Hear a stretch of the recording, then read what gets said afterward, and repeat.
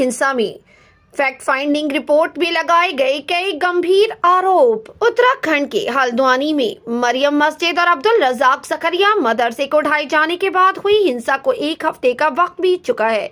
इसे लेकर एक फैक्ट फाइंडिंग रिपोर्ट में कई गंभीर आरोप लगाए गए। Association for protection of civil rights (APCR) द्वारा bulldozing peace, state violence and apathetic in Muslim settlements of Haldwani, शांति पर बुलडोजर चलाना हल्द्वानी के मुस्लिम बस्तियों में राज्य द्वारा हिंसा और उदासीनता शीर्षक से फैक्ट फाइंडिंग रिपोर्ट एक तैयार की गई है।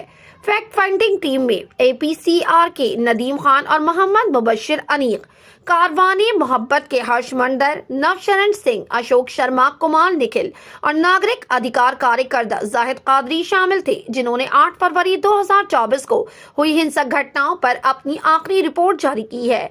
द क्विंट की रिपोर्ट के मुताबिक हल्द्वानी हिंसा में ड्राइवर फहीम हादी और पिता पुत्र मोहम्मद जाहिद और अनस तकरीबन 6 लोगों की मौत हुई है। घटना के बाद लगभग 300 घरों को पुलिस की कार्रवाई का सामना करना पड़ा, जहां कई घरेलू सामान क्षतिग्रस्त हो गए, परिवार के सदस्यों को पीटा गया और हिरासत में लिया गया, जबकि कर्फ्यू जारी है। रिपोर्ट में लिखा गया है कि आधिकारिक आंकड़ों के दावा है कि केवल 30-36 लोगों को हिरासत में लिया गया, लेकिन सच्चाई अलग है। पुलिस ने टॉर्चर चैम्बर जैसे डिटेंशन सेंटर बनाए हैं, जहां अलग अलग कारणों से दूसरे शहरों में रहने वाले हल्द्वानी के लोगों सहित कई व्यक्तियों को बंदी बनाया गया।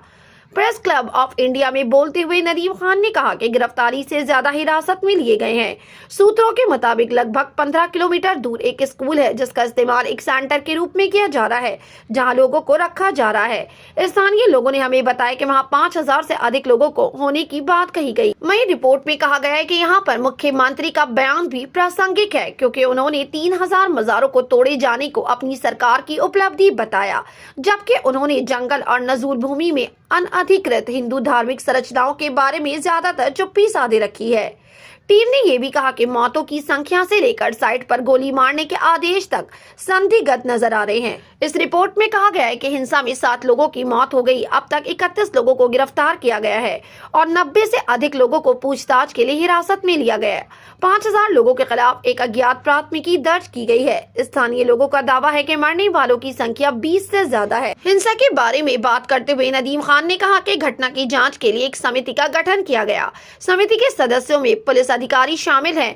पुलिस अधिकारियों द्वारा की गई कार्रवाई की जांच करेंगे। फैक्ट फाइंडिंग टीम ने कहा कि लव जिहाद, लैंड जिहाद, व्यापार जिहाद और मजार जिहाद के ध्रुवीकरण वाले नैरेटिव दावों और मुसलमानों के आर्थिक और सामाजिक बहिष्कार के आह्वान ने भी अशांति बढ़ाने में भूमिका निभाई है। फैक्ट फाइंडिंग रिपोर्ट में अहम बातें कही गई हैं, जो नगर निगम आयुक्त से लेकर सफाई कर्मियों तक की भूमिका पर आधारित है। उन्होंने कहा, नगर आयुक्त पंकज उपाध्याय द्वारा पद मुक्त न किया जाना, 31 जनवरी को उनका ट्रांसफर कर दिया गया, फिर भी उन्होंने अपना नया पद नहीं संभाला और 8 फरवरी को मुसलमानों को गाली देते हुए मुस्लिम महिलाओं के साथ दुर्व्यवहार करते हुए देखे गए। वाल्मीकि समुदाय के सफाई कर्मचारियों ने मुसलमानों पर हमला करने में पुलिस का साथ दिया। ऐसा लगता है कि उनका हमला मुस्लिम विरोधी नफरत और कट्टरपंथ का हिस्सा था, क्योंकि वाल्मीकि समुदाय के एक संजय सोलंकर ने भी अपने पड़ोसी फहीम की हत्या कर दी थी। पुलिस स्टेशन पर हमले से जुड़ी एक अलग घटना में तीसरे ग्रुप की भागीदारी देखी गई, जिससे और ज्यादा लोग हताहत हुए और हालात और बिगड़ गए।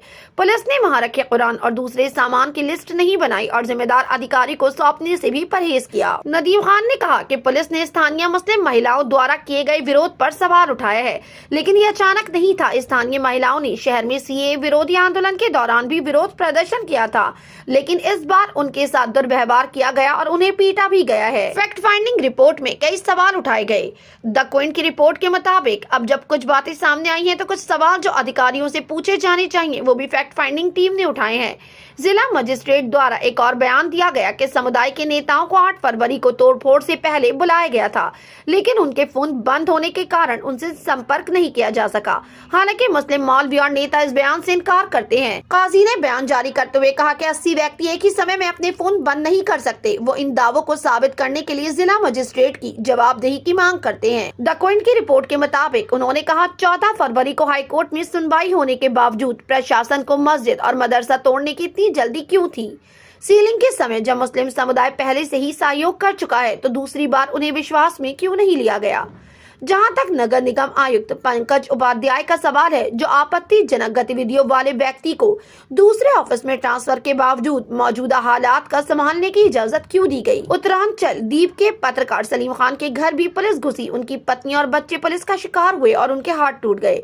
सरकार ये दावा कैसे कर सकती है कि कर्फ्यू और देखते ही गोली मारने के आदेश अभी भी प्रभावी हैं और स्थिति शांतिपूर्ण है। एक और घटना हुई जहां पास के एक मुस्लिम परिवार की शादी में उसी भीड़ ने हमला किया जिसने पुलिस स्टेशन पर हमला किया था। स्थानीय लोग और पुलिस हमलावरों की पहचान नहीं कर सके, जिससे पता चलता कि हमलावर बाहरी थे। अगर भीड़ या हमलावर मुस्लिम समुदाय से होते तो वो अपने लोगों पर हमला क्यों करते। इसके अलावा फैक्ट फाइंडिंग टीम ने कहा कि हिंसा के दौरान शहर के अलग अलग इलाकों में लगातार पुलिस फायरिंग हुई और 2 घंटे में लगभग 1000 से 2000 राउंड फायरिंग हुई। हालांकि मीडिया ने केवल 350 राउंड फायरिंग की सूचना दी। इसके साथ ही शाम 5 बजे के आसपास जानबूझकर बिजली काट दी गई, यह अनुमान लगाते हुए कि शाम 7 या 8 बजे तक सभी इन्वर्टर की चार्जिंग खत्म हो जाएगी। ब्लैकआउट के दौरान कुछ लोगों ने थाने में आग लगा दी। ये भी विवादित है कि पुलिस ने कब गोलीबारी शुरू की और कब देखते ही गोली मारने के औपचारिक आदेश दिए गए, क्योंकि कोई आदेश सार्वजनिक रूप से मौजूद नहीं थे। पुलिस आंतरिक सूचना पर काम कर रही थी। रिपोर्ट में कहा गया है कि फैक्ट ये है कि एक तरफ मामला अदालत में विचाराधीन है और दूसरी तरफ सरकार इसे नियमित करने की दिशा में आगे बढ़ रही है। ये स्पष्ट रूप से सरकार के सांप्रदायिक एजेंडे की ओर इशारा करता है। ये पैटर्न पूरे उत्तराखंड में साफ दिखता है। इस खबर को लेकर आपकी क्या राय है? अपनी राय कमेंट सेक्शन में जरूर दें। हमारे चैनल को सब्सक्राइब करें, बेल आइकन प्रेस करें ताकि देश दुनिया से जुड़ी तमाम वायरल खबरें हम आप तक पहुंचाते रहें।